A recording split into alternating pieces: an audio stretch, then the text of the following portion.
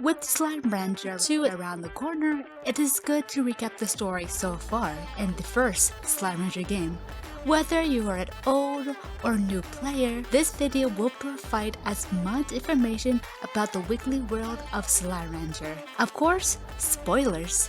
Let's get ranching. In the future, scientists discover a new planet 1,000 light years from Earth. This new discovered alien planet is mostly inhabited by cute, sentient little slimes. These alien slimes come in different shapes, sizes, and behavior. Importantly, when they defecate, they produce a valuable resource called plort. Depending on the type of slime, the plort resource can create many things, like clean energy. Upon the discovery of the planet, innately the leaders stop fighting one another in order to see who will be the first to poop the snoot. Eventually, the 7C Corporation was founded. What does 7C stand for? 7 Nation, 7 Deadly Sins? Your guess as good as mine. The corporation is responsible for transporting people on Earth to the Far Far Range. How are people chosen? I don't know. The only drawback in traveling to the Far Far Range, it takes 1 year of sleep stasis to arrive. It's not too bad of a sacrifice. Sure, you waste 1 year of your life sleeping, but at least you can get the chance to cuddle with a slime shaped like a Mew Mew. Beatrice LaBelle, a young starting rancher who came to the planet for adventure and riches, but mainly came to inherit Upson Twiddler's old ranch. It is currently unknown what relations Upson has with Beatrice, whether through blood or friendship. All we know about him is through notes scattered across the world. Reading from the Wikipedia about Upson, it states, "Not much is known about Upson's life, especially during the time he still lived on Earth. His tendency to search for adventure may be the reason why he chose to leave Earth. His tendency to search for adventure may be the reason why he chose to leave Earth and live on the Far Far Range. He usually slept in the grotto and dreamt that he is drifting off a sea of stars. He also built the lab after meeting Victor Humphrey and learning about plort technology. He would spend most of his time tinkering here on rainy days and have the tendency to blow himself up while doing so. At some point, he met Thora West in the Indigo Quarry and soon fell in love. He went through Crystal Volcano just to pick up crystals for the chimes that Thora makes during her spare time, even if he got stuck for almost 2 days. When he visited the ancient ruins, that was the time where he began to ponder about his choice in life, giving him the idea of a risk-it-all choice or a happy life. Doors would always remind him that in life you cannot have both doors open. One would close if you choose a different path, while one would open if you choose that path in life.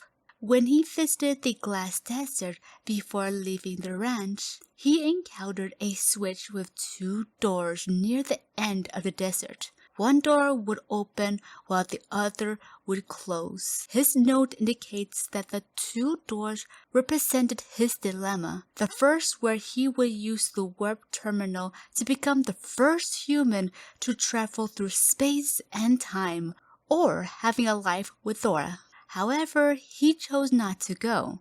Instead, he packed his things and moved to Thora's ranch to finally discover what love really is. He also built the vaults to store gold plorts that he originally would use to walk around money in the great beyond. But he chose to live with Thora. He unlocks the vault for Beatrice at the post-adventure mode, moving away for Upson for a moment to highlight the other 6 NPCs in the game. The first NPC that greets you, Thora West, a veteran rancher, like how the wiki briefly mentioned.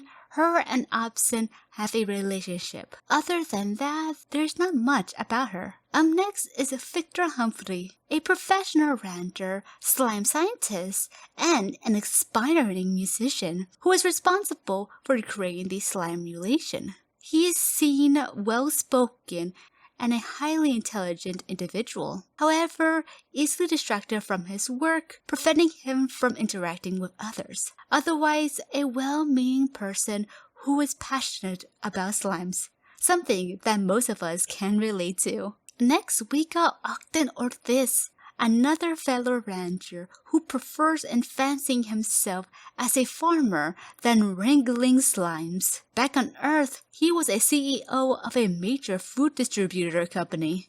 Unfortunately, due to the nature of their products that have preservatives and chemicals within, caused many people to get sick in the name of profit. Plagued with guilt, Ogden attempted to sabotage the company to only be caught and fired from the company. Wanting to escape from it all, he went to the far range to start a new life in cooking and growing more organic foods that the planet provides.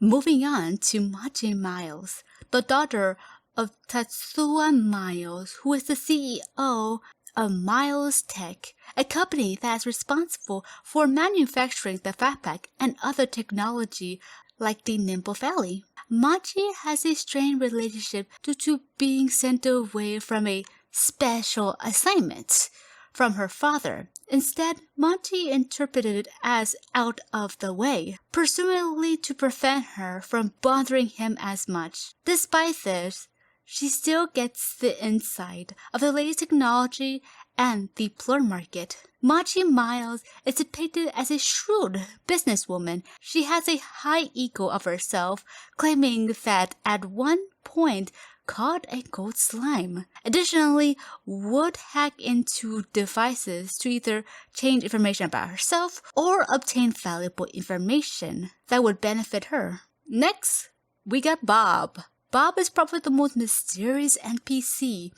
Disguised as a rancher, Bob is seen as asking for hints and assisting Victor with his experiments, showcasing some form of intelligence. It is currently unknown whether the other ranchers are fooled by Bob's disguise or just going along with it. Who really knows?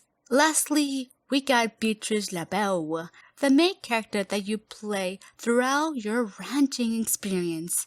It is a bit unknown with Beatrice, but thanks to the wiki, we can learn. Well, not much is known about Beatrice's personal life prior to becoming a rancher. It is made clear through Stormmail that she has a special someone back on Earth named Cassie, who, throughout the course of the game, reveals parts of their history together. It is mentioned that Beatrice once owned a shop, which is where Cassie adopted their cactus from. The context of the Stormmail suggests that the shop had been closed for some time. Two Stormmails, a death hike, and New Year's Eve suggest Beatrice has an outdoorsy personality. In a death hike, they mention she was serious about the whole outdoors thing and was decked out in a pack and gear. And after 5 miles into the hike, she was not out of breath, suggesting she also has a fit physique to go with it. In New Year's Eve, they mention she talked to them about one of her trips to Africa, which is gone into some more detail in Receive Africa. And you're all caught up for the upcoming sequel. What do you think? Is there any information that I missed? And if you're wondering, yes, once Slime Rancher 2 is out of early access, I will make a follow-up video. Thank you again. Like always, stay weekly.